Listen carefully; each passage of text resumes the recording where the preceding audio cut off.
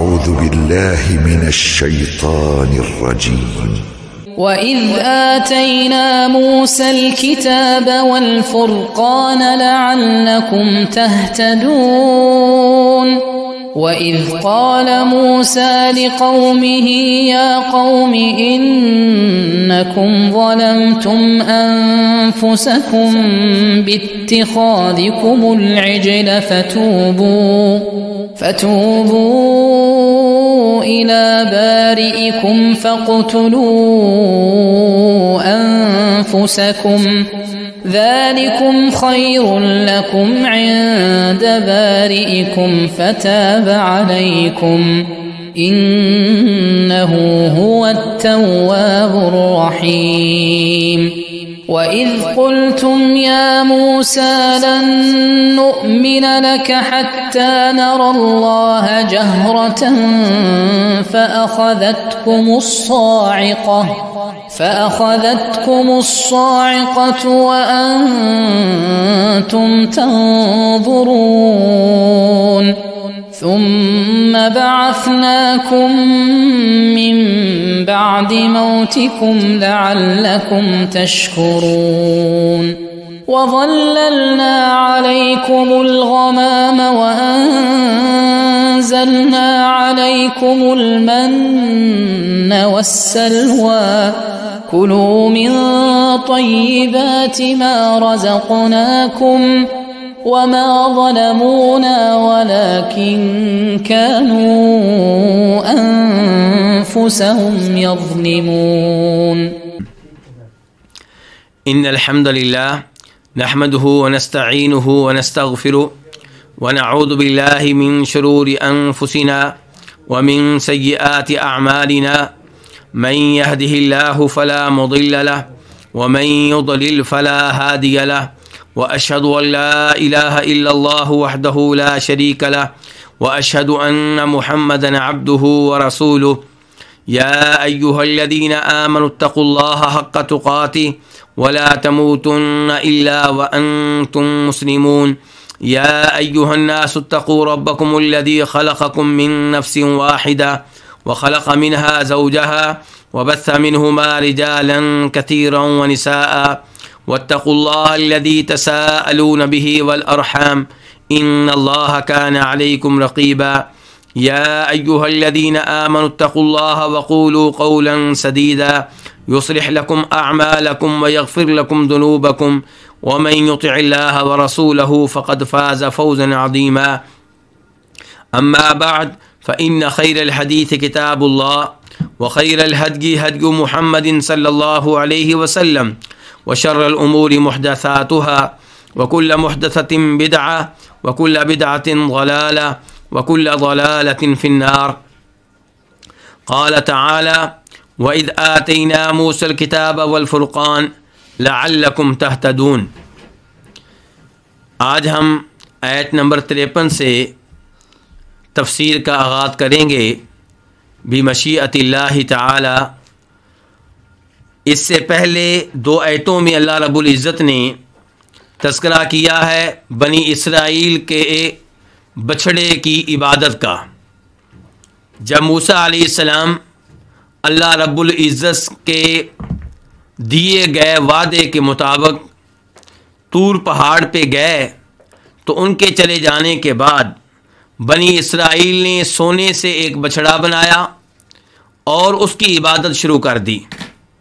اللہ رب العزت آیت نمبر 53 میں ارشاد فرماتے ہیں کہ وَإِذْ آتَيْنَا مُوسَى الْكِتَابَ وَالْفُرْقَانَ لَعَلَّكُمْ تَهْتَدُونَ، اور اس وقت کو یاد کرو جب آتینا ہم نے دی موسیٰ علیہ السلام کو الکتاب کتاب والفرقان اور فرقان لعلکم تہتدون تاکہ تم ہدایت پا جاؤ۔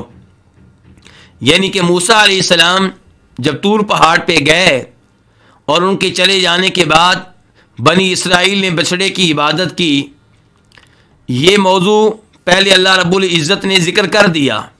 اب اللہ تعالیٰ بیان کر رہے ہیں کہ طور پہاڑ پہ جب موسیٰ علیہ السلام گئے تو انہیں کیا ملا، تو اللہ تعالیٰ بیان کر رہے ہیں کہ انہیں کتاب ملی۔ تو وَإِذْ کے بارے میں کئی دفعہ گفتگو ہو چکی ہے کہ یہ ظرف کے لیے ہے، اور اس سے پہلے اذکروا فعل مقدر ہوا کرتا ہے کہ یاد کرو اس وقت کو، تذکرہ کرو اس وقت کا. کس وقت کا؟ جب آتینا ہم نے دی. کون ہے دینے والا؟ اللہ رب العزت. اللہ رب العزت نے یہ نہیں کہا کہ میں نے دی، اللہ تعالیٰ کہہ رہے ہیں ہم نے دی. تو اللہ رب العزت تنہا ہیں، اللہ تعالیٰ ایک ہیں، اس کے باوجود اللہ تعالیٰ جمع کا لفظ استعمال کرتے ہیں تعظیم کے طور پہ. اور یقیناً اللہ رب العزت سے بڑھ کر عظمت والا کوئی نہیں ہے. تو اللہ تعالیٰ فرما رہے ہیں کہ ہم نے دی موسیٰ کو. موسیٰ بنی اسرائیل کے انبیاء کرام میں سے عظیم ترین نبی ہیں. جب ہم نے موسیٰ کو دی، کیا دی؟ الکتاب. الکتاب کے اوپر جو ال ہے یہ عہد ذہنی کے لیے ہے، یعنی کہ کتاب سے مراد وہ کتاب ہے جو بنی اسرائیل کے ذہنوں میں موجود ہے. وہ اللہ رب العزت کے مخاطب ہیں، وہ جانتے ہیں کہ اللہ تعالیٰ نے موسیٰ علیہ السلام کو کون سی کتاب دی. یعنی کہ وہی کتاب جو تمہارے ہاں مشہور ہے، تمہارے ہاں معروف ہے، اس کا باقاعدہ طور پہ نام لینے کی بھی ضرورت نہیں ہے، اس قدر معروف ہے، اس قدر عظیم کتاب ہے. اس سے پتہ چلتا ہے کہ یہ کتاب کتنی عظیم کتاب تھی، اور اس سے مراد کون سی کتاب ہے؟ تورات. تو اللہ تعالیٰ فرما رہے ہیں کہ جب ہم نے موسیٰ کو دی، کیا دی؟ الکتاب، کتاب یعنی کہ تورات دی. والفرقان، اور ہم نے موسیٰ علیہ السلام کو فرقان بھی دی. فرقان یہ مصدر ہے فارق کے معنی میں، مصدر ہے فاعل کے معنی میں، اسم فاعل کے معنی میں. وہ چیز جو فرق بیان کر دے، جو فرق واضح کر دے. یعنی کہ ہم نے موسیٰ علیہ السلام کو کوئی ایسی چیز دی جو فرق کرنے والی تھی حق اور باطل کے درمیان، جو فرق کرنے والی تھی خیر اور شر کے مابین. یہ کیا چیز تھی؟ اس کے بارے میں دو قول ہیں، دو موقف ہیں. ایک موقف یہ ہے کہ فرقان سے مراد وہ معجزات ہیں جو موسیٰ علیہ السلام کو دیے گئے، اور یقیناً وہ معجزات حق اور باطل کے درمیان فرق کرنے والے تھے، اور یہ بتانے والے تھے کہ موسیٰ علیہ السلام حق ہیں، جو ان کے اوپر تعلیمات نازل ہوئی ہیں وہ حق ہیں، جو شریعت نازل ہوئی ہے وہ حق ہے. اور دوسرے نمبر پہ اسی قول کے مطابق معجزات بھی، اور دوسرے نمبر پہ وہ قوت فیصلہ جو موسیٰ علیہ السلام کو دی گئی تھی. ان کو اللہ تعالیٰ نے قوت فیصلہ دی، اس قوت کے ذریعے وہ لوگوں کے درمیان فیصلہ کیا کرتے تھے. تو یہ پہلا موقف ہوا. اس موقف کے مطابق فرق کرنے والی چیز کیا ہے؟ وہ معجزات جو موسیٰ علیہ السلام کو دیے گئے، اور وہ قوت فیصلہ جو موسیٰ علیہ السلام کو دی گئی. جب فرقان کا معنی آپ یہ کریں گے تو پھر فرقان سے پہلے واو، یہ کون سی واو ہوگی؟ واو عاطفہ. اور یہ مغایرت کے لیے ہے، یہ بیان کرنے کے لیے کہ واو سے پہلے جو چیز ذکر کی گئی ہے وہ اور ہے، اور جو چیز واو کے بعد ذکر کی گئی ہے وہ اور ہے. دوسری چیز پہلی چیز کا غیر ہے، اس کو کہتے ہیں مغایرت. کہتے ہیں کہ الواو العاطفہ تقتضی المغایرہ، کہ وہ واو جو عطف کے لیے آتی ہے وہ مفہوم دیتی ہے مغایرت کا، وہ بیان کرتی ہے کہ واو سے بعد جو چیز ہے وہ اس چیز سے مختلف ہے جو واو سے پہلے ہے. یعنی کہ معطوف علیہ اور چیز ہے، معطوف اور چیز ہے. تو کتاب سے مراد تورات ہو گئی، اور فرقان سے مراد کیا ہو گیا؟ معجزات اور قوت فیصلہ. تو یقیناً واو یہاں پہ یہ بتانے کے لیے آئی ہے کہ کتاب اور چیز ہے اور فرقان اور چیز ہے. دوسرا موقف یہ ہے کہ فرقان سے مراد خود تورات ہے، کہ تورات وہ کتاب ہے جو فرقان ہے، حق و باطل میں فرق کرنے والی ہے، حلال و حرام کے درمیان فرق کرنے والی ہے، خیر و شر کے درمیان فرق کرنے والی ہے.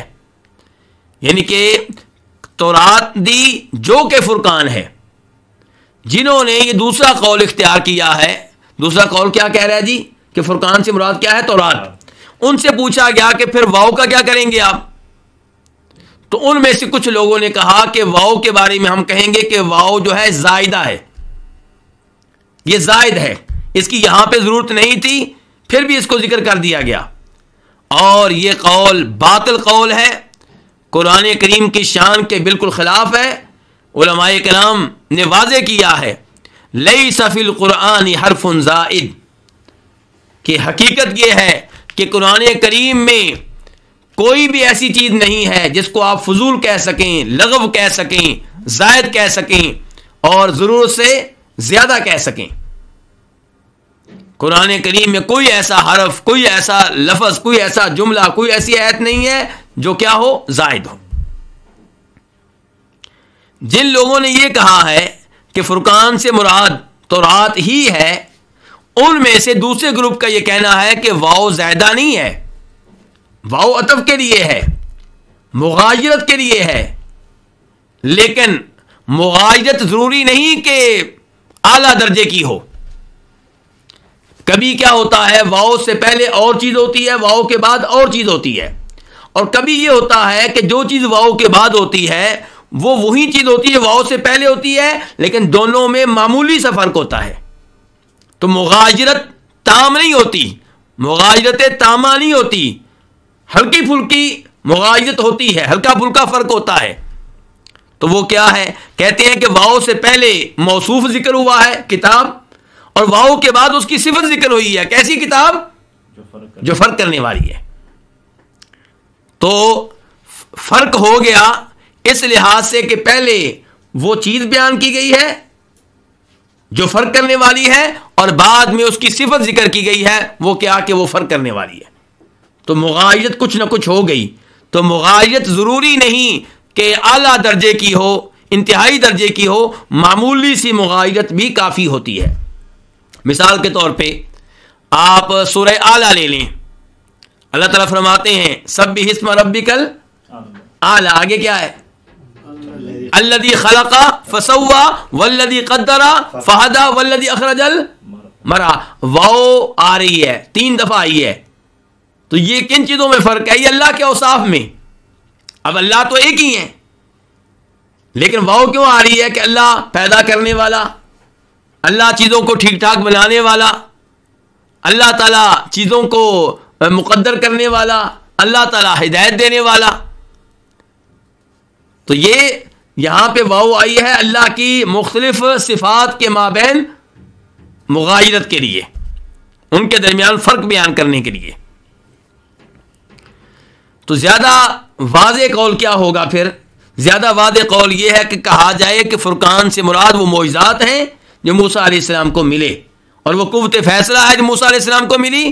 اور اس قول کے مطابق کوئی اشکال نہیں رہے گا کہ جب ہم نے موسیٰ علیہ السلام کو کتاب دی والفرقان، اور ہم نے انہیں فرق کرنے والی چیزیں دیں، یعنی کہ معجزات دیے جو حق و باطل کے مابین فرق کرنے والے تھے، قوت فیصلہ دی جس کے ذریعے وہ فیصلہ کرتے تھے ظالم اور مظلوم کے درمیان۔ لعلکم تہتدون، ہم نے موسیٰ علیہ السلام کو کتاب کیوں دی اور یہ معجزات کیوں دیے؟ لعلکم تہتدون، تاکہ تم ہدایت پا جاؤ، تاکہ تم ہدایت لے لو۔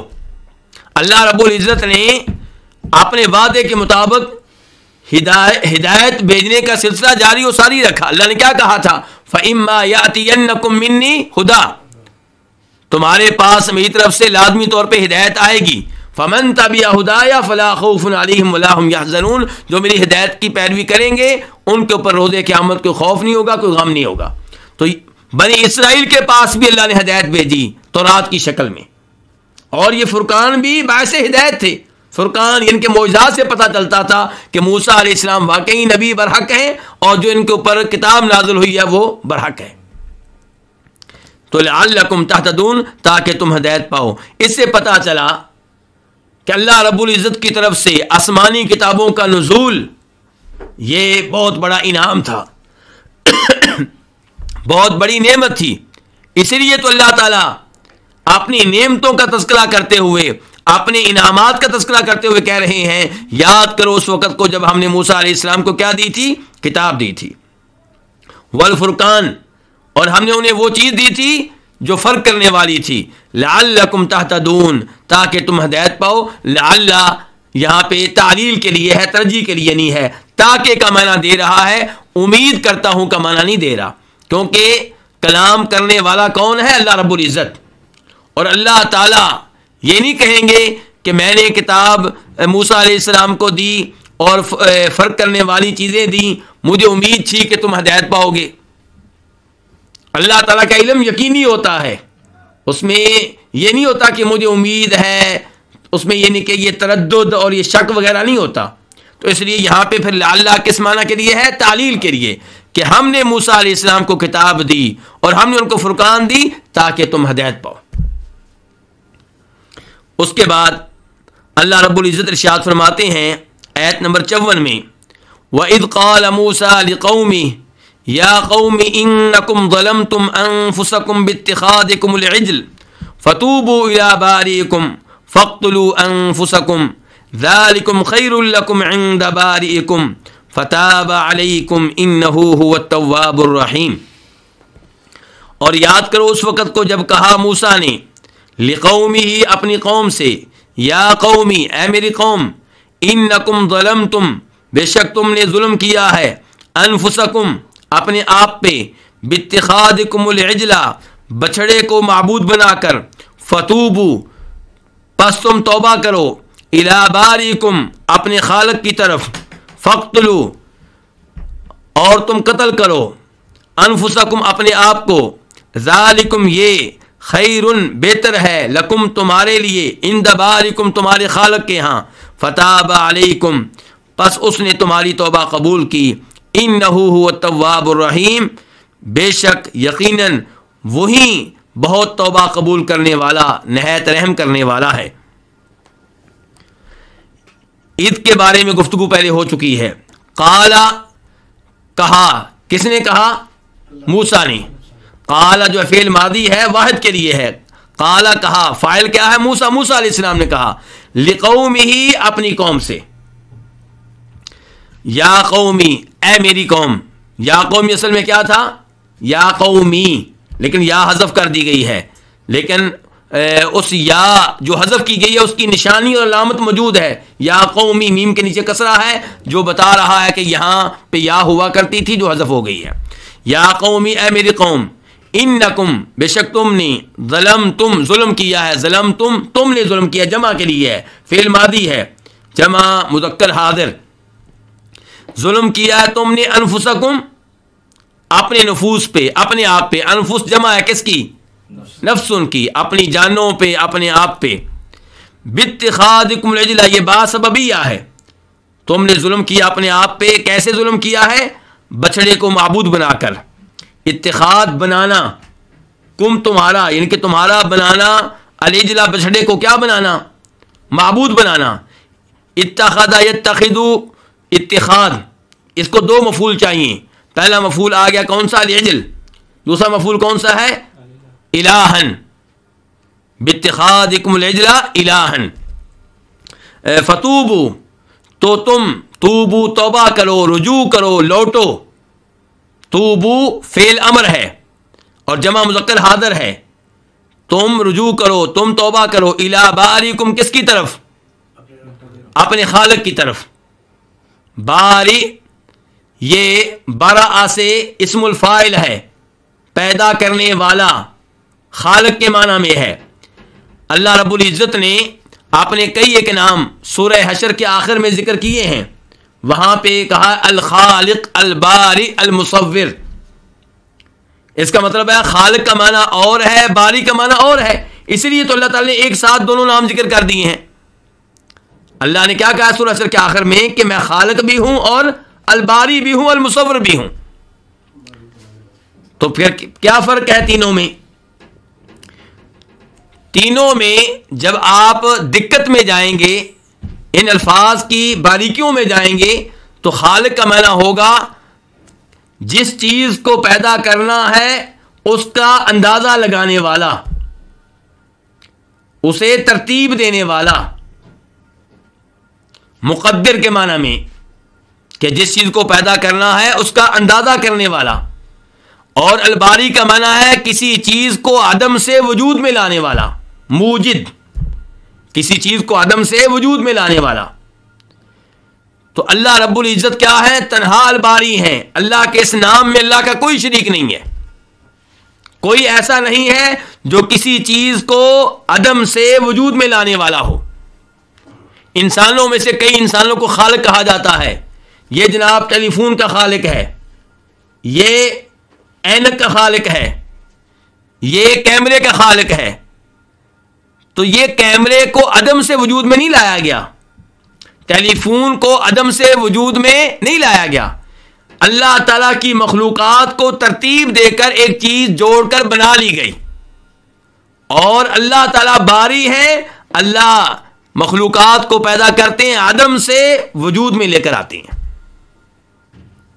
تو یہاں پہ موسیٰ علیہ السلام کیا کہہ رہے ہیں؟ فتوبوا الی باریکم, تم لوٹو. کس کی طرف لوٹو؟ الی باریکم, اپنے خالق کی طرف. فاقتلوا انفسکم, تو تم قتل کرو انفسکم, اپنے آپ کو. یہ فا جو ہے تفسیریہ ہے, اس کی مزید وضاحت آئے گی انشاءاللہ. ذالکم, یہ اس میں اشارہ ہے, ذالکم اس میں اشارہ ہے, اور اشارہ کس طرف ہے؟ قتل کی طرف, کہ یہ تمہارا اپنے آپ کو قتل کرنا خیر بہتر ہے لکم, تمہارے لیے, عند باریکم, کس کے ہاں؟ تمہارے خالق کے ہاں. فتاب علیکم, تو اس نے تمہاری توبہ قبول کی. کس نے؟ اللہ رب العزت نے. تابہ جو ہے یہ فعل ماضی ہے واحد کے لیے, اور فاعل کون ہے؟ اللہ رب العزت. انہ هو التواب الرحیم, بے شک وہی بہت توبہ قبول کرنے والا, نہایت رحم کرنے والا. انہ کا معنی کیا؟ بے شک. ہو وہ کون؟ اللہ تعالیٰ. پھر ہوا ضمیر فصل آ گئی, اس سے مراد بھی وہ, تو دو وہ جمع ہو گئے. نام پھر کیا لفظ استعمال کرتے ہیں؟ وہی. تاکید ہوگی, وہی ہے, کوئی اور نہیں. کیا ہے وہی؟ التواب.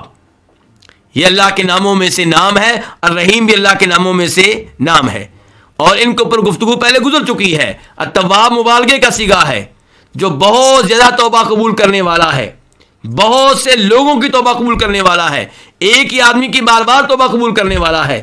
الرحیم بہت زیادہ رحم کرنے والا ہے. تو اللہ رب العزت نے اس آیت میں بیان کیا ہے کہ موسیٰ جو بنی اسرائیل کے نبی ہیں, انہوں نے اپنی قوم سے کہا کہ تم لوگوں نے بچڑے کی عبادت کر کے اپنے اوپر ظلم کیا ہے. یہ جسم تمہارے پاس امانت ہے, وہ کام کرو جن کاموں کی وجہ سے روز آخرت اس جسم کو سکون ملے, جنت ملے, نعمتیں ملیں. تم نے بچڑے کو معبود بنا کر اس کے اوپر ظلم کیا ہے, اس کو سزا ملے گی, جہنم کی آگ میں پھینکا جائے گا. تو موسیٰ علیہ السلام اپنی قوم سے مخاطب ہیں, انہیں ڈانٹ رہے ہیں, تبلیغ کر رہے ہیں, لیکن پہلا لفظ کیا بولا ہے؟ یا قومی, اے میری قوم. اس سے پتا چلا کہ جب آپ کسی قوم کو سمجھانا چاہتے ہیں, انہیں کسی برائی سے روکنا چاہتے ہیں, شرک سے روکنا چاہتے ہیں, بدعات سے روکنا چاہتے ہیں, تو ایسا لفظ استعمال کریں جس میں قوم کے لیے پیار پایا جاتا ہو, قوم سمجھے کہ یہ آدمی ہمارا خیر خواہ ہے, ہمارا دشمن نہیں ہے, یہ ہماری خیر خواہی چاہتا ہے, اس کے دل میں ہمارے لیے پیار ہے. تو یہ دعوت کے اسلوب میں سے ایک اسلوب ہے جو نبیوں سے سیکھنا چاہیے. وہ شرک کرنے والی اس قوم سے کیا کہہ رہے ہیں؟ یا قومی, اے میری قوم. انکم ظلمتم انفسکم, بے شک تم نے اپنے اوپر ظلم کیا ہے. تو گناہوں کا ارتکاب, شرک کا ارتکاب, انسان کا ظلم ہے کس کے اوپر؟ اپنے اوپر. انکم ظلمتم انفسکم باتخاذکم العجل, ظلم کیسے کیا تم نے اپنے اوپر؟ باسببی آ گئی, اس وجہ سے کہ تم نے بچڑے کو کیا بنایا ہے؟ معبود بنایا ہے. تم نے بچڑے کو معبود بنا کر اپنے اوپر ظلم کیا ہے. یہ بچڑا کس چیز کا تھا؟ زیورات کا, زیورات کا تھا. بنانے والے اسے ان زیورات کو بچڑے کی شکل دینے والے کون تھے؟ سامری اور اس کے ساتھی. کہنے کا مطلب یہ ہے کہ خود ان لوگوں نے زیورات سے بچڑے کو بنایا, اور جس چیز کو بنایا وہ ان کی کیا ہوئی؟ مخلوق ہوئی. انہوں نے اس کو ترتیب دیا نا, یہ اس کے کیا ہوئے؟ خالق ہوئے. اور انہوں نے جس چیز کو بنایا اس کو معبود مان کے اس کی عبادت شروع کر دی. آپ اندازہ کیجئے کہ مشرک, یعنی کہ اس کی عقل کام نہیں کرتی, وہ خود ہی کسی چیز کو ترتیب دیتا ہے اور پھر اس کو خود ہی معبود قرار دیتا ہے اور پھر اس کی عبادت شروع کر دیتا ہے. اس کی حفاظت بھی خود ہی کرتا ہے. معبود اپنی حفاظت نہیں کر پاتا, حفاظت بھی خود ہی کرنا پڑتی ہے. بنایا بھی خود, عبادت بھی کرنی ہے اور اس کی حفاظت بھی کرنی ہے. تو موسیٰ علیہ السلام نے اس لیے الفاظ کیا استعمال کیے؟ فَتُوبُوا إِلَىٰ بَارِئِكُمْ. جس کو تم نے بنایا اس کو تم نے معبود بنا کے اس کی عبادت شروع کر دی. یہ تم نے بہت بڑا ظلم کیا. اب کیا کرو؟ اب تم رجوع کرو اس کی طرف جو تمہارا خالق ہے. عبادت کا حق اس کو ہے جس نے تمہیں پیدا کیا. عبادت کا حقدار وہ نہیں جس کو تم نے پیدا کیا. فَتُوبُوا إِلَىٰ بَارِئِكُمْ. توبہ کرو, رجوع کرو. کس کی طرف؟ اپنے خالق کی طرف. نبی علیہ الصلوۃ والسلام سے سوال ہوا, بخاری وغیرہ کی حدیث ہے, اَيُّ الذَّنبِ عِندَ اللَّهِ أَعْظَمُ. اللہ کے ہاں گناہوں میں سے کون سا گناہ سب سے بڑھ کر ہے؟ فرمایا أَن تَجْعَلَ لِلَّهِ نِدًّا وَهُوَ خَلَقَكَ. آپ اس کو اللہ کا شریک بنائیں جو مخلوق ہے, اور شریک کس کا بنائیں؟ جو خالق ہے, جس نے آپ کو پیدا کیا اور اس کو بھی پیدا کیا. جس کو آپ اللہ کا شریک بنانے جا رہے ہیں, اس سے بڑھ کر ظلم کیا ہوگا؟ اب بچڑا یہ اللہ کی مخلوق ہے اور اس مخلوق کو اللہ کا شریک بنایا جا رہا ہے. تو موسیٰ علیہ السلام کہہ رہے ہیں تم نے بہت بڑا ظلم کیا ہے, اب توبہ کرو. کس سے توبہ کرو؟ اپنے خالق سے جس نے تمہیں پیدا کیا ہے. فَاقْتُلُوا أَنفُسَكُمْ. یہ فا تفسیریہ ہے. توبہ کیسے کرنی ہے؟ توبہ کی وضاحت آئی ہے, توبہ کی تفسیر آئی ہے. فَاقْتُلُوا أَنفُسَكُمْ. توبہ کیسے کرنی ہے؟ اپنے آپ کو کیا کرو؟ قتل کرو. اقتلوا فعل امر ہے, قتل یقتلوا سے جمع کے لیے ہے, آرڈر کے الفاظ ہیں. اپنے آپ کو قتل کرو. اپنے آپ کو قتل کرنے کا کیا مطلب ہے؟ اس کے علماء کرام نے دو مفہوم بیان کیے ہیں. نمبر ایک کہ ایک دوسرے کو قتل کرو, اس میں کسی قسم کی تفریق نہیں کی جائے گی, جس کو جو ملتا ہے اسے قتل کرے. دوسرا قول یہ ہے کہ جنہوں نے بچڑے کی عبادت نہیں کی تھی وہ ان کو قتل کریں جنہوں نے بچڑے کی عبادت کی تھی. اور تیسرا اس کا مفہوم یہ ہو سکتا ہے کہ ہر انسان خود اپنے آپ کو قتل کرے. یہ وہ مفہوم ہے جو غلط ہے, اسی لیے یہ مفہوم کسی بھی عالم دین نے بیان نہیں کیا. فَاقْتُلُوا أَنفُسَكُمْ سے مراد خودکشی کرنا نہیں ہے. فَاقْتُلُوا أَنفُسَكُمْ اپنے آپ کو قتل کرو سے مراد یہ نہیں کہ ہر آدمی اپنے نفس کو قتل کرے, اس سے مراد ہے اپنے ساتھ والے کو قتل کرنا. تو پھر یہ کیوں کہا کہ اپنے آپ کو قتل کرو؟ اس میں پیغام ہے کہ امت کا ہر فرد اسے اپنا نفس سمجھو, اپنی طرح سمجھو. جیسے اللہ نے کیا کہا سورہ حجرات میں, وَلَا تَلْمِزُوا أَنفُسَكُمْ. اپنے آپ کو عیب نہ دو. کیا مطلب؟ یعنی کہ اپنے مسلمان بھائی پہ عیب لگانا, اس کا کوئی غلط نام رکھ دینا, یہ سمجھو اپنے آپ پہ عیب لگانا ہے. وہ تمہاری طرح ہے. مسلمان سارے ایک جان کی طرح ہوتے ہیں, ایک نفس کی طرح ہوتے ہیں. تو کہا جا رہا فَاقْتُلُوا أَنفُسَكُمْ, تم اپنے آپ کو قتل کرو. یعنی کہ تم میں سے ہر کوئی دوسرے کو قتل کرنے کی کوشش کرے, یا پھر وہ لوگ جنہوں نے شرک نہیں کیا تھا وہ ان کو قتل کریں جنہوں نے بچڑے کی عبادت کر کے شرک کیا تھا. اور امام طبری عبداللہ ابن عباس سے روایت کرتے ہیں کہ وہ لوگ جنہوں نے شرک نہیں کیا تھا انہوں نے خنجر پکڑ لیے اور وہ بیٹھ گئے جنہوں نے شرک کیا تھا, چنانچہ ان کو قتل کر دیا گیا. قتل ان کو کیا گیا جنہوں نے شرک کیا تھا. اور روایات میں آتا ہے واللہ عالم کہ قتل ہونے والوں کی تعداد 70,000 تھی. یہاں سے پتہ چلا کہ اللہ رب العزت نے امت محمدیہ پہ کتنے بڑے احسان کیے ہیں. امت محمدیہ شرک کرے, زنا کرے, سود کرے تو توبہ کا راستہ کیا ہے؟ اللہ سے معافی مانگنا, اللہ سے دعا کرنا. یہ نہیں ہے کہ اپنے آپ کو قتل کرو. لیکن اگر کوئی دین اسلام ترک کر دیتا ہے, دین اسلام چھوڑ کر دوسرا کوئی دین اختیار کر لیتا ہے, تو پھر ہمارے دین میں بھی یہی سزا ہے کہ من بدل دینہ فاقتلوہ. نبی علیہ الصلوۃ والسلام کی صحیح حدیث ہے کہ جو دین اسلام چھوڑ دے اس کو قتل کر دو. مرتد کی سزا یہ ہے کہ اس کو قتل کیا جائے. لیکن یہاں پہ بھی اللہ نے ہم پہ مہربانی کی ہے. مرتد اگر قتل ہونے سے پہلے توبہ کر لے, معافی مانگ لے, دین اسلام کی طرف واپس آ جائے تو اسے قتل نہیں کیا جائے گا.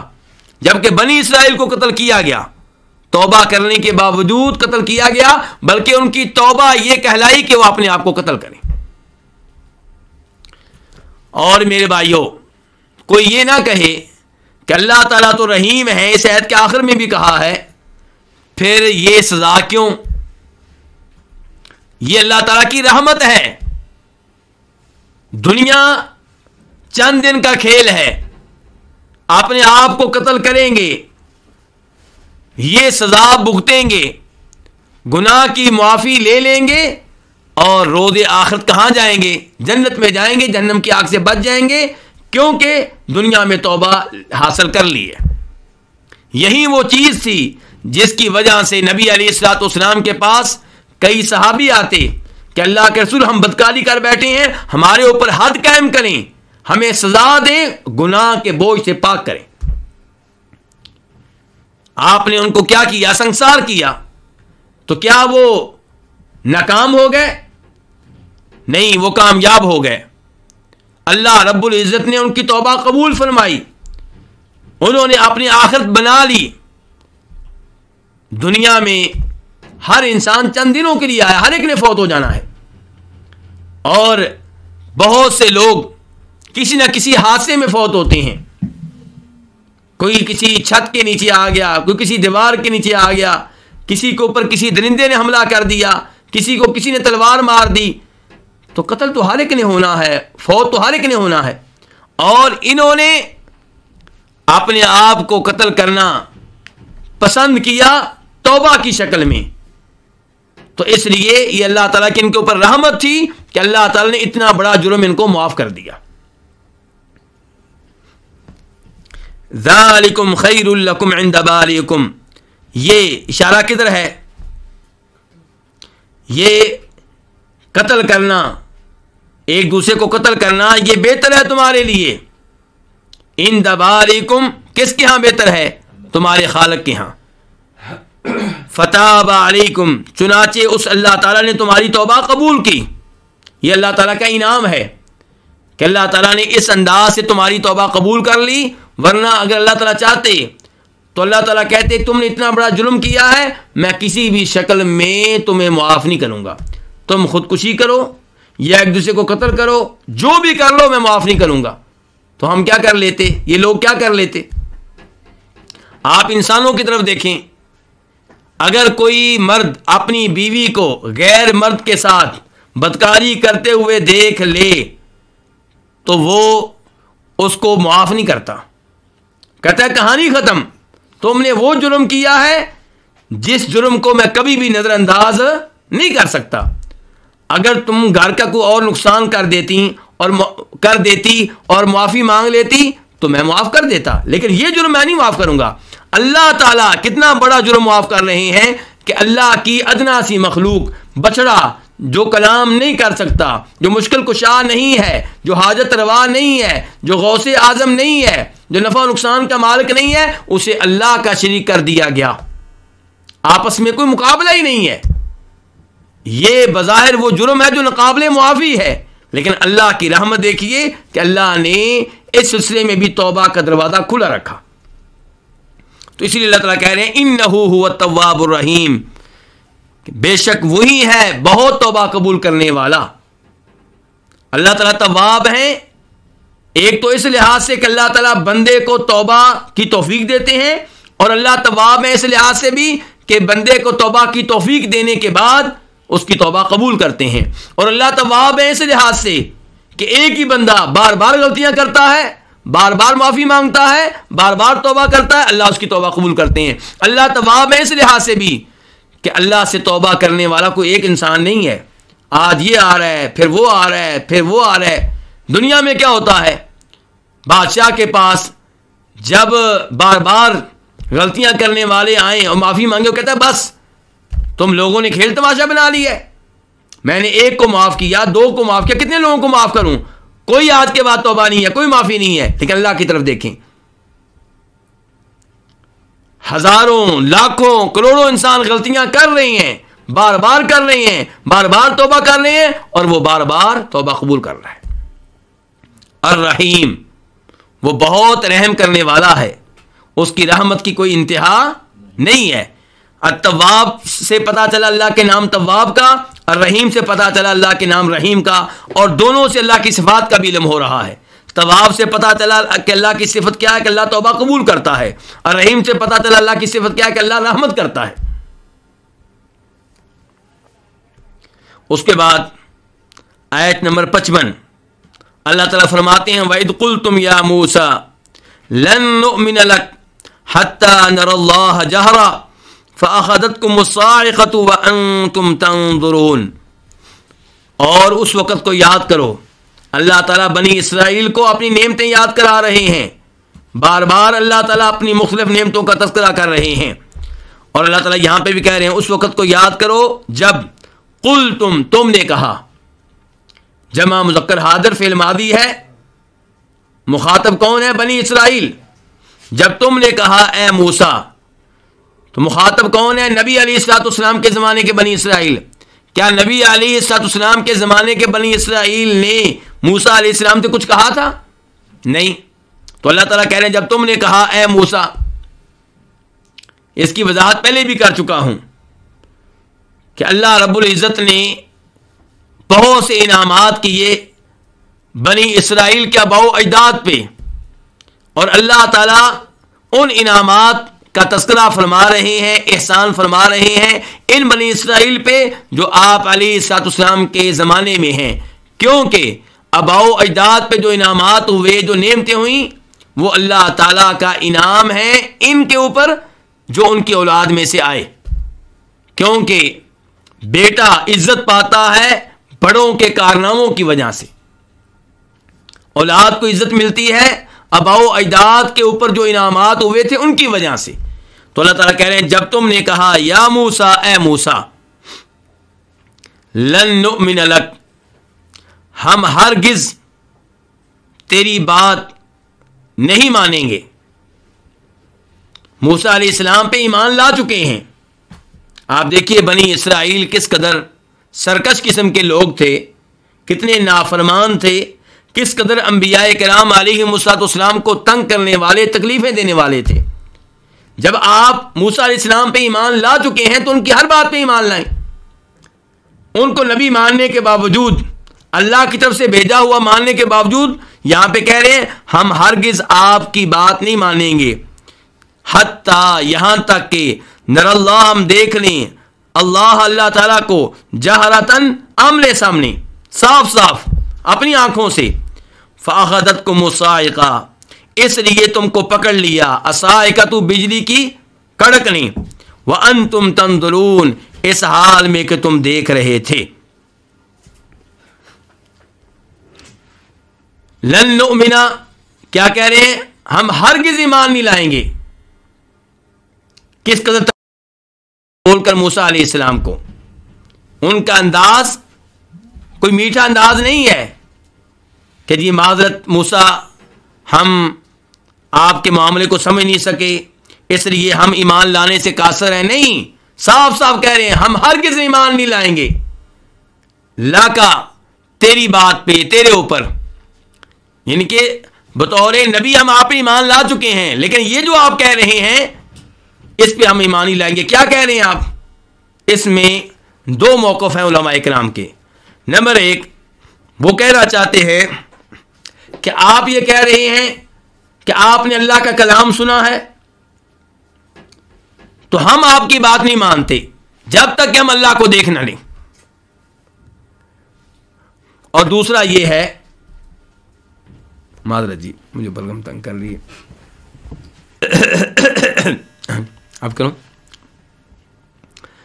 اس کے بعد اللہ رب العزت آیت نمبر 55 میں ارشاد فرماتے ہیں وَإِذْ قُلْتُمْ يَا مُوسَى لَن نُؤْمِنَ لَكَ حَتَّى نَرَى اللَّهَ جَهْرًا فأخذتكم الصاعقة وأنتم تنظرون، اور اس وقت کو یاد کرو جب تم نے کہا اے موسیٰ ہم ہرگز نہیں آپ کی بات مانیں گے، ہم ہرگز آپ کی تصدیق نہیں کریں گے، ہم ہرگز آپ کی تصدیق نہیں کریں گے حتی نر اللہ جہرا، یہاں تک کہ ہم دیکھ لیں اللہ تعالیٰ کو جہرتن، آمنے سامنے، صاف صاف. فاخذتکم الصاعقہ، تو اس لیے تم کو پکڑ لیا، الصاعقہ بیوی کی کڑکنے، وانتم تنظرون، اس حال میں کہ تم دیکھ رہے تھے. قلتم، تم نے کہا، مخاطب کون ہے؟ بنی اسرائیل. کون سے بنی اسرائیل؟ نبی علیہ الصلوۃ والسلام کے زمانے کے بنی اسرائیل، وہ مخاطب ہیں. اللہ تعالیٰ کہہ رہے ہیں تم نے کہا اے موسیٰ. سوال پیدا ہوتا ہے کیا یہ لوگ موسیٰ علیہ السلام کے زمانے میں موجود تھے کہ انہوں نے موسیٰ علیہ السلام کو مخاطب کیا ہو؟ موسیٰ علیہ السلام کو مخاطب کرنے والے ان کے آباء و اجداد تھے. اللہ تعالیٰ ان کو مخاطب کر کے کہہ رہے ہیں کہ تم نے کہا. اس امر کی پہلے بھی وضاحت کر چکا ہوں کہ اللہ رب العزت نبی علیہ الصلوۃ والسلام کے زمانے کے بنی اسرائیل پہ احسان ذکر فرما رہے ہیں، ان پہ احسانات جتا رہے ہیں، جب کہ یہ احسانات ان کے آباء و اجداد پہ ہوئے. اور ایسے ہی بنی اسرائیل کے آباء و اجداد نے جو بدعمالیاں کی، جو انبیاء کرام علیہ السلام کی توہین کی، ان کی گستاخیاں کی، ان کا تذکرہ ہو رہا ہے اور نسبت ان کی طرف کی جا رہی ہے، جبکہ یہ کام ان کے بڑوں نے کیے تھے، کیونکہ یہ ان کی اولاد میں سے ہیں اور یہ اپنے آباء و اجداد سے لا تعلقی کا اعلان نہیں کرتے، بلکہ ان کو اپنے آباء و اجداد پہ فخر ہے. گویا کہ جو کچھ انہوں نے کیا یہ اس کے اوپر راضی ہیں. جب اللہ تعالیٰ انعامات کا تذکرہ کرتے ہیں، انعامات ان پہ ہوئے، نسبت ان کی طرف کی جاتی ہے کیونکہ ان کو ان انعامات کی وجہ سے عزت ملی. آباء و اجداد پہ اللہ کے جو احسانات ہوئے کہ ان میں کوئی نبی بنا، کوئی بادشاہ بنا، کوئی سردار بنا، کسی نے اللہ کی نعمتوں سے فائدہ اٹھایا، تو وہ عزت ان کو بھی ملی، اولاد کو بھی ملی، پوتوں کو بھی ملی، پڑپوتوں کو بھی ملی، آئندہ نسلوں کو ملی. اور جو برے کام آباء و اجداد نے کیے تھے ان کی نسبت پوتوں کی طرف ہو رہی ہے، بیٹوں کی طرف ہو رہی ہے، پڑپوتوں کی طرف ہو رہی ہے، آئندہ نسلوں کی طرف ہو رہی ہے، کیونکہ آئندہ نسلیں آباء و اجداد پہ فخر کر رہی ہیں، ان امور میں ان سے لا تعلقی کا اعلان نہیں کر رہی، ان کی ان حرکتوں پہ یہ راضی ہیں، ان کی بدعمالیوں پہ یہ راضی ہیں. اس لیے اللہ تعالیٰ کہہ رہے ہیں وَإِذْ قُلْتُمْ يَا مُوسَىٰ، کہ میں نے تو تمہارے اوپر یہ احسانات کیے جن کا تذکرہ پہلے ہو رہا ہے، تم نے کیا کیا؟ تم نے کہا یا موسیٰ، اے موسیٰ، لن نؤمن لک، لن جو ہوتا ہے یہ نفی کا فائدہ دیتا ہے، نہیں کا فائدہ دیتا ہے، اور اس میں تاکید کا، ہرگز نہیں. نؤمنا، ہم ایمان لائیں گے، لیکن نؤمنا کے بعد بی کا نہیں ہے، کیا ہے؟ لکا. عام طور پہ آمن یؤمن کے بعد صلہ کیا آتا ہے؟ با کا. آمن یؤمن کے بعد حرف جر کون سا آتا ہے؟ با. یہاں پہ کیا ہے؟ لام. تو کیا معنی ہے کہ لن نؤمن لکا؟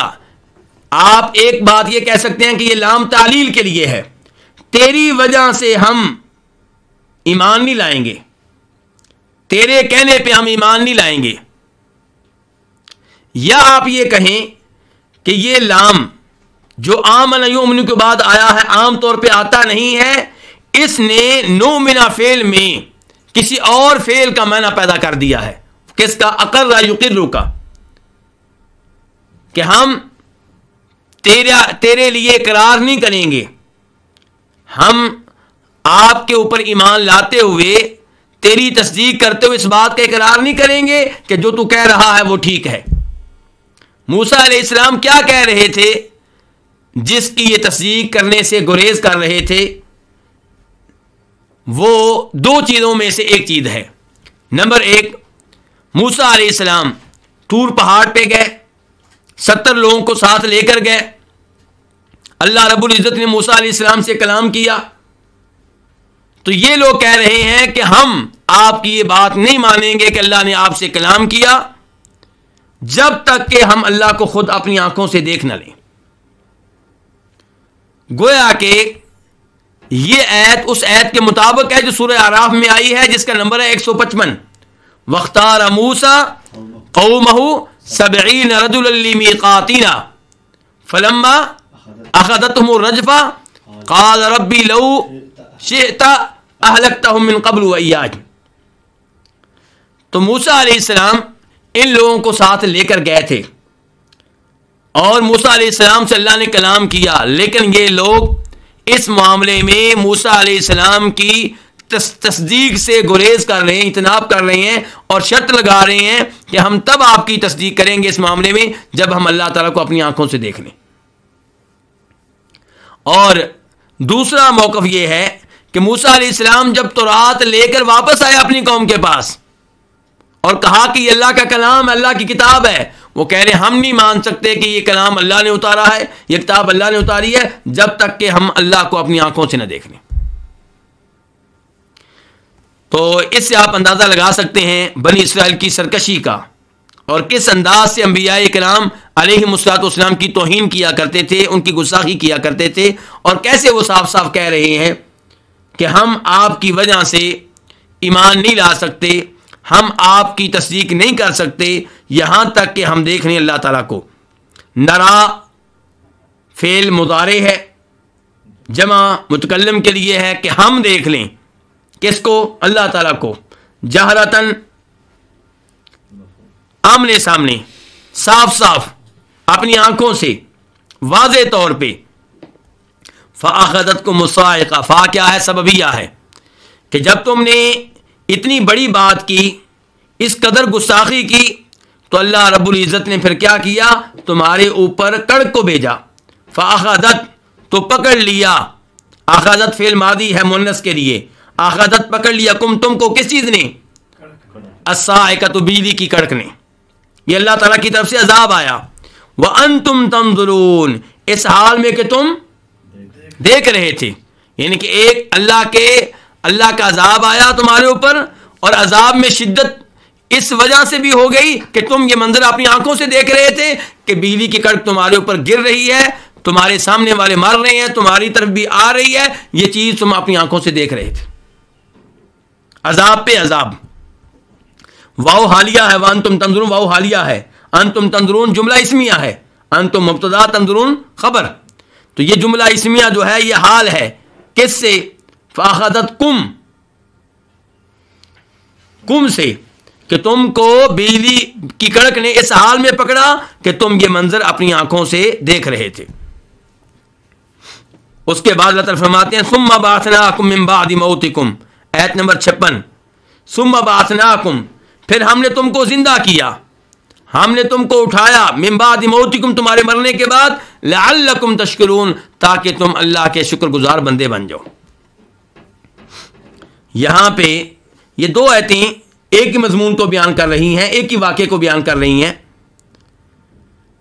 تو یہاں پہ ایک سوال پیدا ہوگا کہ اللہ رب العزت نے ان لوگوں کو سزا دی کیونکہ ان کا مطالبہ بڑا ہی عجیب مطالبہ تھا. کیا مطالبہ تھا جی؟ کہ اللہ کو ہم نے اپنی آنکھوں سے دیکھنا ہے. تو اللہ نے اس مطالبے کی وجہ سے ان کو سزا دی کہ ان کے اوپر کڑک کو بھیجا جس سے وہ ہلاک ہو گئے, ختم ہو گئے. جبکہ موسیٰ علیہ السلام نے بھی اللہ سے مطالبہ کیا تھا, ربی ارینی انظر الیک, اے میرے اللہ میں تجھے دیکھنا چاہتا ہوں. تو موسیٰ علیہ السلام کو ایسی سزا نہیں ملی کیونکہ دونوں کے مطالبے میں فرق ہے. ان کا مطالبہ توہین گستاخی پہ مبنی ہے, یہ کہہ رہے ہیں ہم آپ کی بات نہیں مانیں گے جب تک کہ ہم اللہ کو دیکھ نہ لیں. اور موسیٰ علیہ السلام کا مطالبہ پیار محبت پہ مبنی ہے, وہ اللہ تعالیٰ کو دیکھ کر اللہ تعالیٰ کو دیکھنے کا لطف لینا چاہتے ہیں, اس سعادت سے اپنے آپ کو سرفراز کرنا چاہتے ہیں. وہ چاہتے ہیں کہ رب کو دیکھنے کی سعادت مجھے مل جائے, بڑے پیار سے اللہ سے درخواست کر رہے ہیں, بڑی محبت سے اللہ سے درخواست کر رہے ہیں. اور یہ کہہ رہے ہیں کہ ہم موسیٰ علیہ السلام پہ ایمان نہیں لائیں گے کہ تورات واقعی اللہ کی طرف سے ہے. موسیٰ علیہ السلام پہ ایمان نہیں لائیں گے کہ واقعی اللہ نے ان سے کلام کیا ہے جب تک کہ ہم اپنی آنکھوں سے اللہ کو نہ دیکھ لیں. تو اللہ رب العزت نے ان کو فوری طور پہ سزا دی. اس سے پتہ چلا کہ کبھی کبھی اللہ تعالیٰ مجرم کو فوری طور پہ پکڑ لیتے ہیں اور کبھی اللہ تعالیٰ مہلت دیتے ہیں اور اسے روز قیامت سزا دیں گے. فَأَخَذَتْكُمُ الصَّاعِقَةُ تو تم کو بجلی کی کڑک نے پکڑ لیا. وَأَنْتُمْ تَنظُرُونَ اس حال میں کہ تم دیکھ رہے تھے. ثُمَّ بَعَثْنَاكُمْ پہلا واقعہ یہ ہو گیا کہ مطالبہ کرنے کی وجہ سے اللہ نے سزا دی. اس کے بعد اللہ تعالیٰ اپنا احسان بتا رہے ہیں. ثُمَّ بَعَثْنَاكُمْ پھر بعثنا جمع متکلم فعل ماضی پاس کا یہ فعل ہے. بعثنا ہم نے کیا کیا؟ اٹھایا، ہم نے زندہ کیا. بعثنا ہم نے زندہ کیا، ہم نے تمہیں اٹھایا. من بعد موتکم تمہارے مرنے کے بعد. کیوں مرنے کے بعد دوبارہ اٹھایا؟ لعلکم تشکرون تاکہ تم شکر گزار بن جاؤ. یہاں پہ مرنے سے مراد کون سی موت ہے؟ کیا حقیقی موت مراد ہے یا مرنے سے مراد موت سے مراد یہاں پہ بے ہوشی ہے کہ ہم نے تمہیں بے ہوش کر دیا تھا پھر ہم نے تمہیں دوبارہ اٹھایا، یا اس سے مراد حقیقی موت ہے؟ تو موت سے پہلا معنی کیا سمجھ میں آتا ہے جی؟ حقیقی موت. اگر آپ نے موت سے مراد کو دوسرا معنی لینا ہے، بے ہوش ہو جانا یا سو جانا، تو اس کے لیے کسی قرینے کی ضرورت ہوتی ہے، کسی دلیل کی ضرورت ہوتی ہے. تو یہاں پہ حقیقی معنی مراد دیا جائے گا کہ اللہ نے مرنے کے بعد اٹھایا. بجلی کی کڑک نے ان کو مار دیا تھا. اللہ تعالیٰ کہتے ہیں بعثناکم ہم نے تمہیں زندہ کیا، تمہیں دوبارہ اٹھایا. من بعد مرنکم من بعد موتکم تمہارے مرنے کے بعد. لعلکم تشکرون تاکہ تم شکر گزار بندے بن جاؤ. تو یہاں پہ اللہ رب العزت نے اپنی اس قدرت کا بیان فرمایا ہے کہ اللہ نے مرے ہوئوں کو دوبارہ زندہ کیا. جب موسیٰ علیہ السلام نے دعا کی تھی اسی آیت میں جو سورہ اعراف آیت نمبر 155 کہ وَاخْتَارَ مُوسَىٰ قَوْمَهُ 70 رَجُلًا لِمِيقَاتِنَا، موسیٰ علیہ السلام نے اپنی قوم میں سے 70 آدمی سلیکٹ کیے، منتخب کیے. کس لیے؟ کہ موسیٰ علیہ السلام جا رہے ہیں اللہ کے دیے ہوئے وعدے کے مطابق. ساتھ موسیٰ علیہ السلام 70 لوگوں کو لے گئے. پھر کیا ہوا؟ پھر انہوں نے یہی حرکتیں کی جو یہاں پہ ذکر کی گئی ہیں. وَاخْتَارَ مُوسَىٰ قَوْمَهُ 70 رَجُلًا لِمِيقَاتِنَا. اس کے بعد اللہ تعالیٰ کیا فرماتے ہیں؟ فَلَمَّا أَخَذَتْهُمُ الرَّجْفَةُ. اللہ تعالیٰ فرماتے ہیں کہ ان کو پکڑ لیا کس چیز نے؟ وہاں پہ ہے زلزلے نے، یہاں پہ کیا ہے؟ بجلی کی کڑک نے، وہاں پہ زلزلے نے. اس لیے کئی علماء کرام کہتے ہیں کہ وہ واقعہ اور ہے، یہ واقعہ اور ہے. لیکن واللہ عالم یہی لگتا ہے کہ یہ ایک ہی واقعے کا تذکرہ ہوا ہے. اس کی کچھ چیزیں یہاں بیان کر دی گئی، کچھ چیزیں وہاں پہ بیان کر دی گئی. تو ان پہ بجلی کی کڑک بھی آئی اور نیچے سے زلزلہ بھی آیا. تو جب وہ مر گئے فلما اخذتهم الرجفة قال ربي لو شئت اهلكتهم من قبل وإياي. اگر موسیٰ علیہ السلام اللہ تعالیٰ سے کہہ رہے ہیں یا اللہ اگر تو چاہتا تو انہیں بھی پہلے سے ہلاک کر دیتا، ان کے اب ہلاک کیا پہلے ہی کر دیتا اور مجھے بھی ہلاک کر دیتا. تو وہ آیت بتا رہی ہے کہ موت سے مراد کیا ہے؟ پھر حقیقی موت. کیونکہ اللہ تعالیٰ دوسری آیت میں بتا رہے ہیں کہ موسیٰ علیہ السلام کہہ رہے ہیں کہ یا اللہ اگر تو چاہتا تو ان کو پہلے ہی ہلاک کر دیتا، اب تو نے ہلاک کیا ہے تو یا اللہ اب میرے لیے مسئلہ بن جائے گا، لوگ میرے اوپر شک کریں گے. تو اللہ تعالیٰ کو منا رہے ہیں موسیٰ علیہ السلام. تو اللہ رب العزت نے موسیٰ علیہ السلام کی دعا قبول کی اور ان کو دوبارہ زندہ کیا. یہ اللہ تعالیٰ کا احسان تھا. تو ثم بعثناکم من بعد موتکم پھر ہم نے تمہیں زندہ کیا تمہارے مرنے کے بعد لعلکم تشکرون تاکہ تم کیا بن جاؤ؟ شکر گزار بندے بن جاؤ. تو اللہ رب العزت نے سورہ بقرہ میں 5 مرتبہ ذکر کیا ہے کہ اللہ نے فلاں موقع پہ مردوں کو زندہ کیا، فلاں موقع پہ مردوں کو زندہ کیا، فلاں موقع پہ مردوں کو زندہ کیا.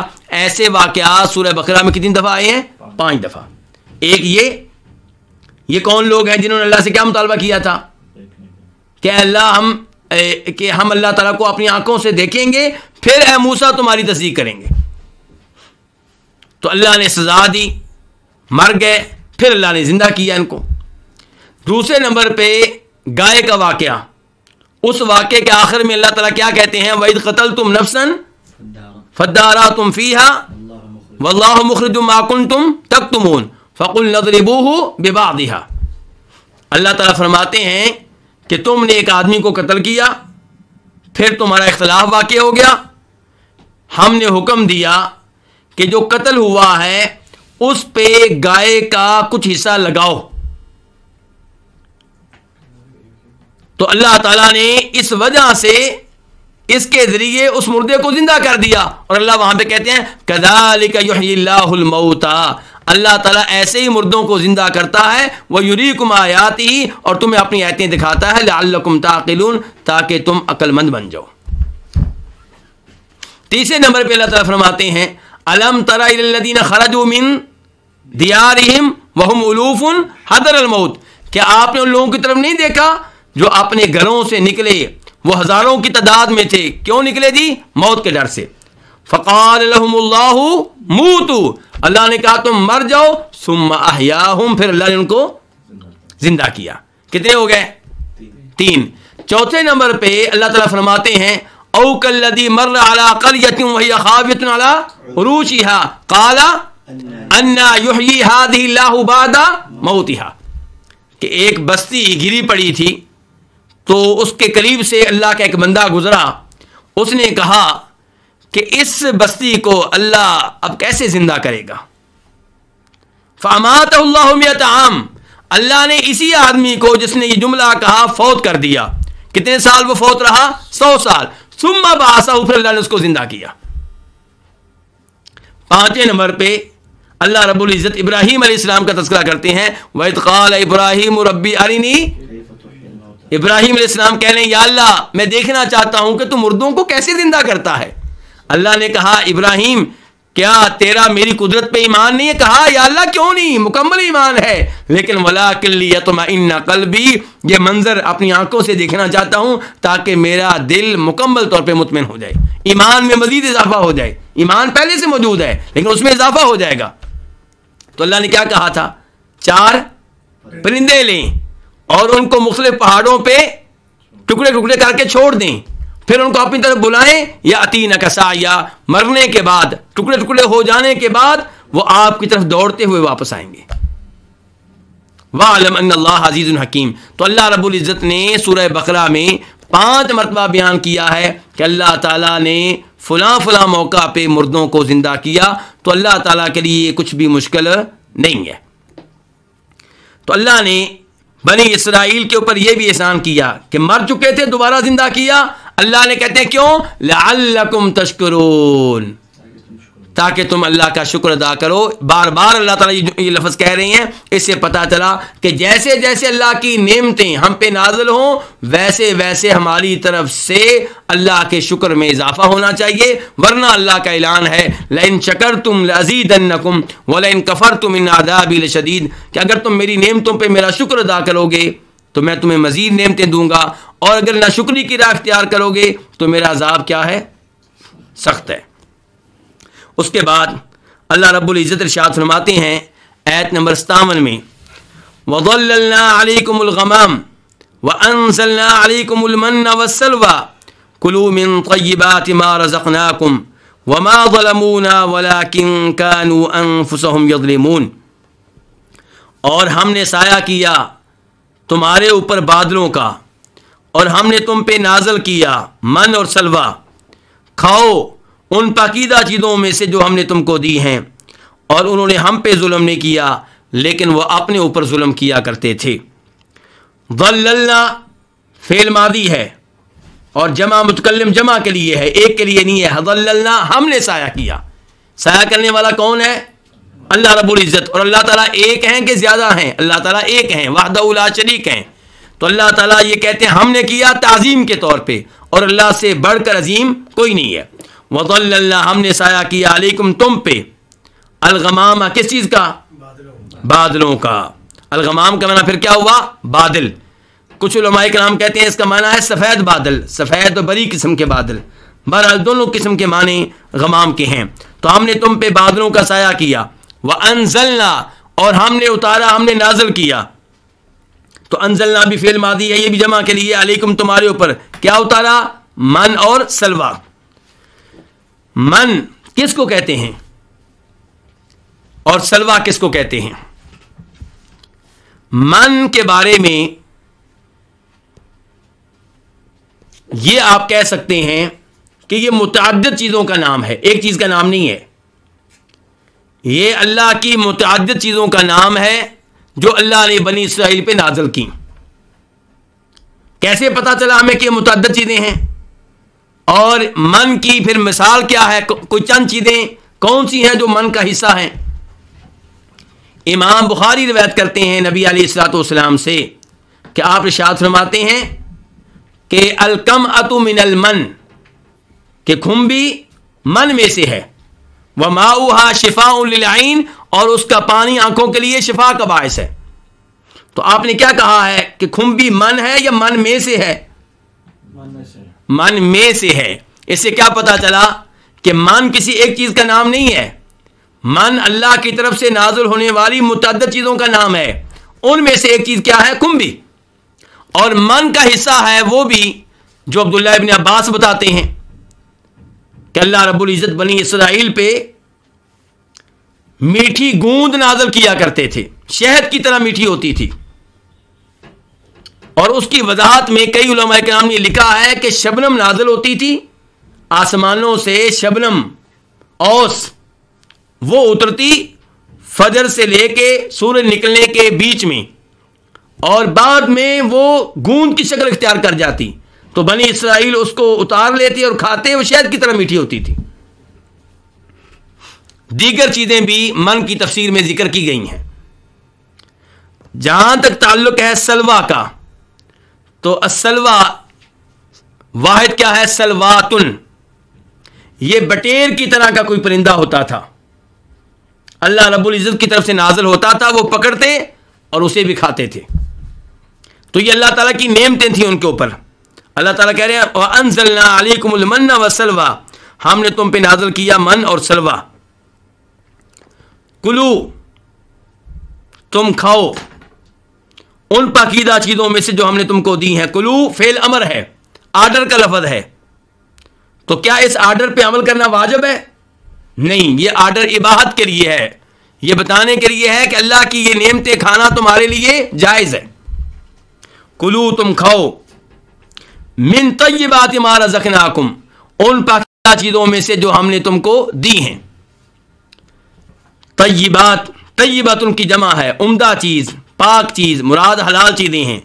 ما رزقناکم جو ہم نے تم کو دی ہیں. ما اسم موصول ہے الذی کے معنی میں جو، رزقنا ہم نے دی، جمع متکلم فعل ماضی، کم تمہیں.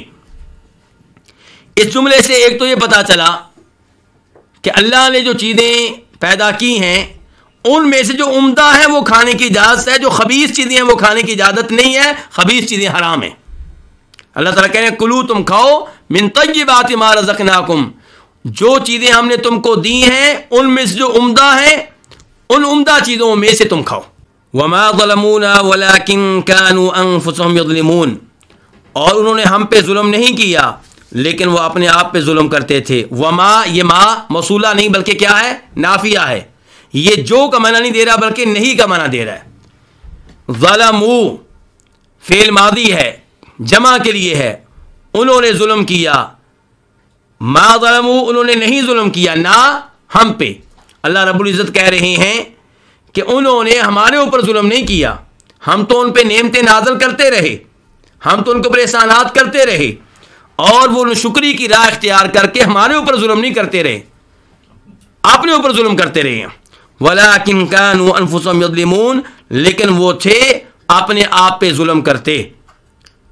کانو فعل ماضی ہے، جمع کے لیے ہے، وہ تھے، انفسہم اپنے آپ پہ، یظلمون ظلم کرتے. تو وہ اپنے آپ پہ ظلم کیا کرتے تھے، اللہ رب العزت کے اوپر انہوں نے کوئی ظلم نہیں کیا. اللہ تعالیٰ کو کوئی فرق نہیں پڑتا. بلکہ صحیح حدیث ہے، حدیث قدسی آپ لوگوں نے کئی بار سنی ہوگی، جس میں اللہ رب العزت ارشاد فرماتے ہیں کہ پہلے انسان سے لے کر آخری انسان تک سارے کے سارے اللہ تعالیٰ کی اطاعت کریں، اللہ کی عبادت کریں، اللہ کی شریعت پہ چلیں، اس سے اللہ تعالیٰ کی بادشاہت میں کوئی اضافہ نہیں ہوگا، اور سارے کے سارے اللہ کی نافرمانی کریں، اللہ کی شریعت کی خلاف ورزی کریں، اس سے اللہ رب العزت کی بادشاہت میں کوئی فرق نہیں آئے گا۔ تو انسان اگر ظلم کرتا ہے، گناہ کی راہ اختیار کرتا ہے، نافرمانی کی راہ اختیار کرتا ہے، وہ اپنے اوپر ظلم کرتا ہے، اس وجہ سے اللہ کو کوئی نقصان نہیں، انسان اپنا ہی نقصان کرتا ہے۔ تو آج کے درس میں ہم نے آیت نمبر 53 سے لے کر آیت نمبر 57 تک کی تفسیر آپ کے سامنے رکھی، اور ان آیات سے اللہ رب العزت کے بہت سے احسانات کا علم ہوا۔ نمبر 1، اللہ تعالیٰ نے موسیٰ علیہ السلام کو تورات دی۔ نمبر 2، ان کو معجزات دیے۔ نمبر 3، اللہ رب العزت نے بنی اسرائیل میں سے ان لوگوں کی توبہ قبول کی جنہوں نے بچڑے کی عبادت کی تھی۔ نمبر 4، وہ لوگ جنہوں نے موسیٰ علیہ السلام کی توہین کی اور یہ کہا کہ ہم اللہ تعالیٰ کو اپنی آنکھوں سے دیکھیں گے تب آپ کی باتوں پہ یقین کریں گے، تو اللہ نے ان کو ختم کر دیا، ہلاک کر دیا۔ پھر موسیٰ علیہ السلام کی دعا پہ ان کو زندہ کیا، دوبارہ ان کو زندگی دی، اور ایسے ہی اللہ رب العزت نے ان پہ بادلوں کا سایہ کیا۔ بادلوں کا سایہ کب کیا یہ میں بتانا پہلے بھول گیا تھا۔ بادلوں کا سایہ کب کیا؟ جب یہ لوگ مصر اور شام کے درمیان ایک صحرا میں تھے، ان کے پاس گھر نہیں تھے، دھوپ میں تھے، سورج کی گرمی میں تھے، اور کھانے کے لیے کچھ نہیں مل رہا تھا۔ اللہ رب العزت نے اس چیز کا تذکرہ سورہ مائدہ میں کیا ہے، قال فإنها محرمۃ علیہم 40 سنہ یتیہون فی الارض۔ اللہ تعالیٰ کہہ رہے ہیں کہ 40 سال تک یہ بیت المقدس فتح نہیں کر سکیں گے، یہ چیز اس چیز سے یہ محروم کر دیے گئے ہیں، اور اتنی دیر تک یہ صحرا میں رہیں گے اور وہاں دھکے کھاتے رہیں گے۔ تو اب وہاں پہ یہ پریشان تھے، اللہ رب العزت نے ان پہ بہت بڑا انعام کیا کہ ان پہ بادلوں کا سایہ کیا، اور کھانے کے لیے ان کو کیا دیا؟ من اور سلوہ۔ یہ اللہ کا بہت بڑا انعام ہے کہ تمہیں محنت نہیں کرنا پڑے گی، ہل چلانے کی ضرورت نہیں ہے، زمینوں میں کام کرنے کی ضرورت نہیں ہے، باغات میں کام کرنے کی ضرورت نہیں ہے، فصل کو اگانے کے لیے محنت کرنے کی ضرورت نہیں ہے۔ من اور سلوہ اترے گا، اب تم کیا کرو؟ تم فارغ ہو، سارا وقت کس میں گزارو؟ اللہ کی عبادت میں گزارو، علم لینے اور دینے میں گزارو، جہاد کی تیاری میں گزارو۔ تو بہرحال اللہ تعالیٰ نے ان کے اوپر بہت بڑے یہ انعامات کیے تھے کہ بادلوں کا سایہ کیا اور کھانے کے لیے من اور سلوہ جیسی چیزیں دیں۔ تو اللہ تعالیٰ نے ان آیات میں ان تمام احسانات کا تذکرہ بھی کیا ہے، اور ساتھ ساتھ اللہ تعالیٰ یہ بھی بتا رہے ہیں کہ اللہ تعالیٰ کی انعامات نازل ہونے کے بعد بنی اسرائیل کا رویہ کیسا تھا۔ تو ان کا رویہ ایسا نہیں تھا جیسا رویہ اس انسان کا ہونا چاہیے جس کو احساس ہو اپنے خالق کی طرف سے نازل ہونے والی نعمتوں کا، ان کی قدر و قیمت کا۔ انہوں نے اللہ کا شکر ادا کرنے کی بجائے ناشکری کی راہ اختیار کی۔ اللہ رب العزت سے دعا ہے کہ اللہ تعالی ہمیں اپنا کلام سیکھنے کی توفیق دے اور ان آیات سے سبق حاصل کرنے کی توفیق دے۔ اللہ ہمیں توفیق دے کہ ہم اللہ کی نعمتوں پہ اللہ کا بار بار اور صحیح معنوں میں شکریہ ادا کریں، اور ناشکری کی راہ اختیار کرنے سے گریز کریں، گناہوں کی راہ اختیار کرنے سے گریز کریں۔ وآخر دعوانا ان الحمد للہ رب العالمین۔